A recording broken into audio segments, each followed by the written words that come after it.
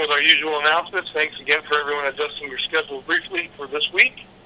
And as we talk about Week 2 and preview Week 3 of Big South football, starting with our Players of the Week from this past weekend, our Choice Hotels Offensive Player of the Week was Coastal Carolina running back D'Angelo Henderson. The Defensive Player of the Week was Kennesaw State defensive back Derek Farrow. Special Teams Player of the Week from Coastal Carolina, punter Evan Rabon. And the Bronze Brand Freshman of the Week, Monmouth defensive back Deonta Fair. Also from Week 2, important some notes to pass along. Coastal and Kennesaw State improved to 2-0. Fourth straight year the conferences had two teams open, undefeated after 2 games. Charleston Southern will be playing its second Thursday night game in 3 weeks when they host ETSU. And we'll talk with Jamie Chadwell about that later. Number 14-15 Liberty is hosting number 7-8 Montana Saturday, the Big South's first game on ESPN3. Kennesaw State became the second team in Big South history to score 50 points in the first 2 games of the season. Charleston Southern's Darius Hammond, he gained the Big South's second most rushing yards against an FBS opponent. He had 161 at Troy. Liberty's Chima Uzoehi tied the Big South career record for career sacks, now at 20.5. PC's Donnell Williams became the 12th player in Big South history with 300 career tackles and is approaching the top 10. Kennesaw State's Trey White, the first Big South quarterback with 3 rushing touchdowns in a game since 2008 and the 4th overall. And Liberty's John Lunsford set the Big South career record for most field goals from 40 yards or longer. He had his 16th career kick from that distance over the weekend at West Virginia, a 49-yarder. So those are just some news and notes to pass along as we start with our coaches. And as always, the head coach lead us off is Gardner Webb's Carroll McCray. Good morning, Coach. Good morning, Mark. How you doing? Doing all right. Hope you're doing well. Running Bulldogs had a defensive struggle against Elon, going to triple overtime before falling 21-13. Home again this Saturday against Virginia Union. Let's open up talk about the game against Elon, and we'll start taking questions. Okay, well, certainly we, Saturday night we finished the game with disappointment in 3 overtimes. Fought back and scored late in the ball game. Low-scoring defensive struggle, as you mentioned, and fought back and traded field goals there in overtime, and then couldn't get a touchdown in the 3rd overtime to try to win the football game. But it was a game of missed opportunities. We were inside our own 30 three other times throughout the ball game and did not come away with points because of missed execution and kind of shooting ourselves in the foot in some situations. Defensively, played pretty solid most of the game. Only gave up 1 drive and 1 score during the ball game. So I thought we improved in special teams in all 4 phases. We got a little bit better there, did some good things, and gave ourselves some opportunities to continue to improve there with some good young kids. And so, back to work we go. I think that, we still have opportunities out there for us if we continue to get better each and every week. And in areas we played very, very well for the 2 first games of the season. What we got to do is just get some guys to hone in and get all of our guys marching on the same page. So, continue to work this week as we did last week to improve the areas where we've been deficient, and continue to work to maybe hopefully get some guys back that have been a little bit beat up.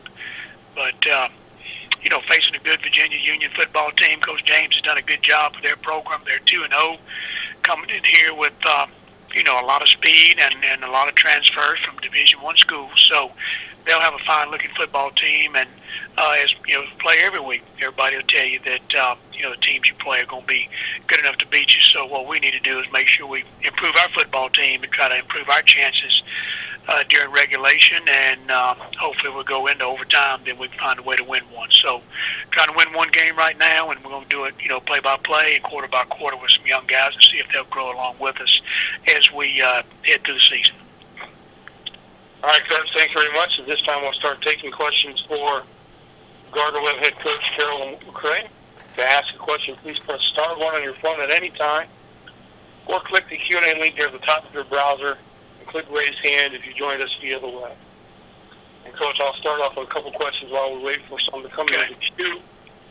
Usually the typical improvements between week 1 and week 2 are usually talked about at this time.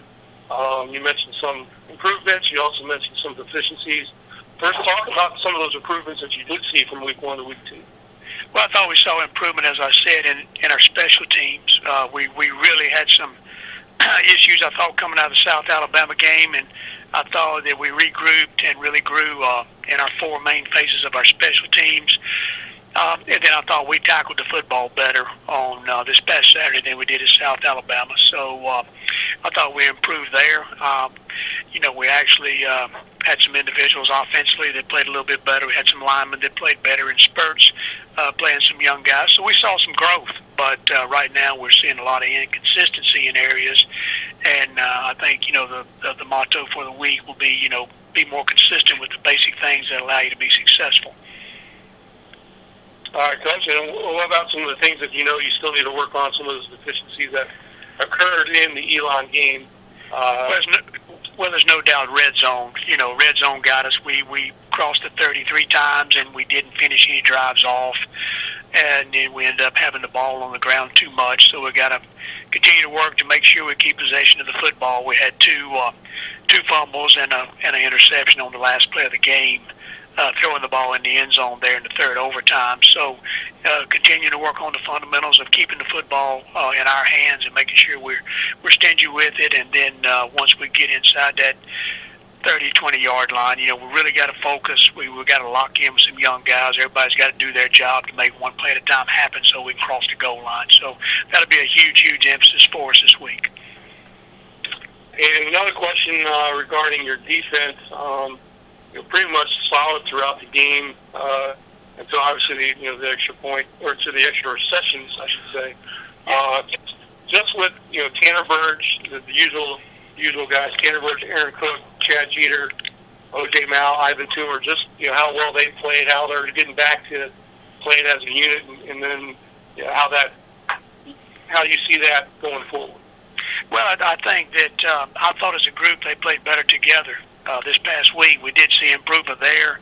I think the guys that we lost for the whole season last year really came ready for game speed a lot quicker this past week than they did in the season opener. So I thought we played well together. We're making a lot of plays defensively. We need to be a little bit better on third down. I mean, Elon hit us on a couple of third downs that really hurt us and then allowed them to have some drives sustained. One in their touchdown drive during the third quarter, I believe, and then in overtime their quarterback kept a couple plays alive on third down and did a good job for them. So we really got to hone in on our third down progress defensively. But I thought we played better, starting to play better as a unit over there, and we're able to play a few more guys this past week and get some experience there. So I'm hoping that defensively will continue to grow and be tough on defense, so as we grow our offense, that we can get a win on the board here before long. All right, Coach. We're taking final questions for Coach Carroll Gardner-Webb. Once again, star 1 on your phone at any time, or click the Q&A link near the top of your browser and click raise hand if you joined us via the web.